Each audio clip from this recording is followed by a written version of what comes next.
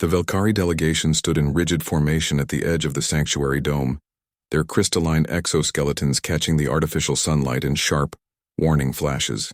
Ambassador Threx's mandibles clicked with barely contained anxiety as he watched Captain Mira Holt step off the transport shuttle. "Captain," Threx began, his translator converting his chittering into flat, emotionless words, "I must stress the absolute importance of maintaining distance from the young ones. The Velkari cubs are apex predators even in infancy. Their parents are protective beyond your comprehension." Mira nodded, her dark eyes scanning the sprawling habitat before her. Towering crystalline structures jutted from the ground like frozen lightning, and between them moved the adult Velkari, each one nearly 3 meters tall, with razor-sharp limbs that could slice through starship hull plating. She had read the reports. 57 species had attempted diplomatic relations with the Velkari over the past 2 centuries. 43 had failed after inadvertently threatening or approaching their young. "Understood, Ambassador," Mira replied calmly. "I'm here to observe and learn, nothing more." That had been 3 weeks ago. Now, Mira sat cross-legged in her assigned observation pod, reviewing her daily logs when she heard the sound, a high-pitched chirp, almost musical, coming from just outside her habitat module. She looked up to find a small Velkari cub, no larger than a house cat perched on the transparent barrier. Its exoskeleton was still soft and translucent, barely formed, but its eyes, those large, multifaceted eyes, stared at her with unmistakable curiosity. "Hey there," Mira whispered, knowing the cub couldn't enter the sealed environment. The cub chirped again, pressing one tiny claw against the barrier. Mira glanced at her communication panel. Protocol dictated she report this immediately. Any interaction with the cubs could trigger a diplomatic incident. She reached for the comm button but hesitated when the cub chirped a 3rd time. This time, the sound carried a note that Mira's linguistic training recognized as distress, making a decision that would either destroy her career or redefine human-Velkari relations. Mira opened the environmental seal. The cub tumbled inside immediately, chirping frantically. Up close, Mira could see the problem. One of its developing limbs was caught in a tangle of synthetic netting, the kind used in the habitat's construction scaffolding. The material was cutting into the soft joint. "Easy, easy," Mira murmured, extending her hands slowly. "I'm going to help you." The cub went very still, its multifaceted eyes fixed on her.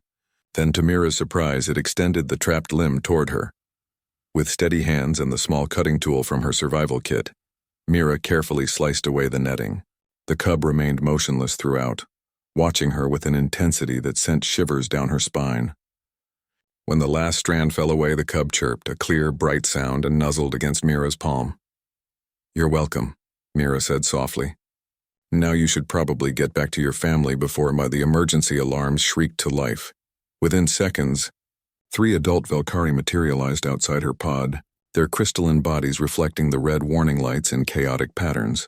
The largest one, easily 4 meters tall, slammed its bladed forelimbs against the barrier with enough force to crack the reinforced material. Mira's breath caught. This was it. This was how diplomatic missions ended in bloodshed. But the cub, brave little Rin as Mira would later learn, chirped loudly and scrambled between Mira and the barrier. The tiny creature spread its underdeveloped limbs wide, making itself as large as possible, and unleashed a series of high-pitched sounds that Mira's translator struggled to interpret.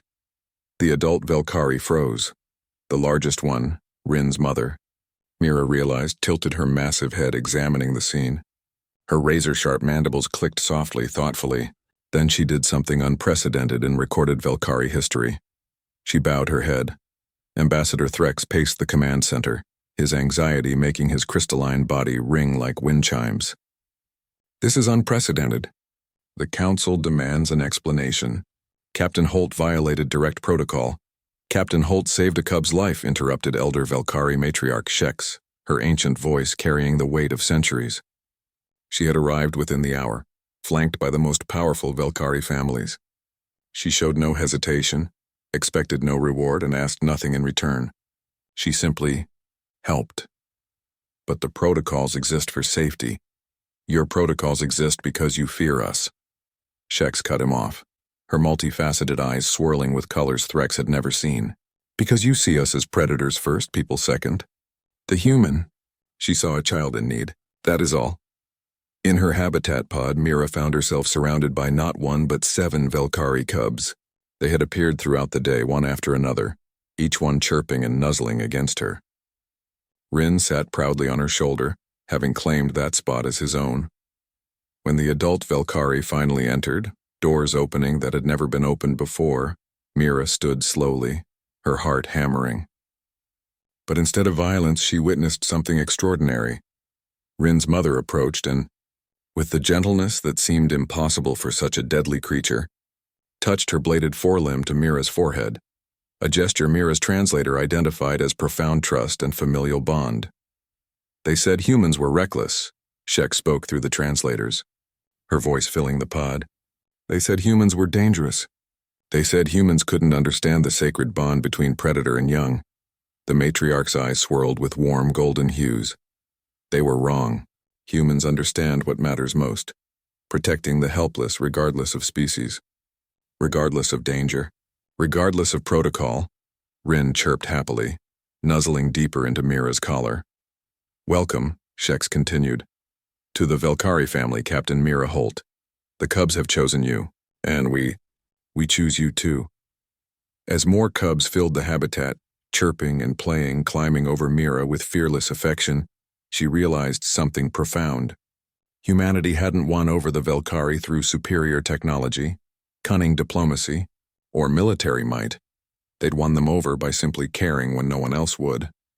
And that, Mira thought as little Rin chirped contentedly on her shoulder, was the most human thing of all.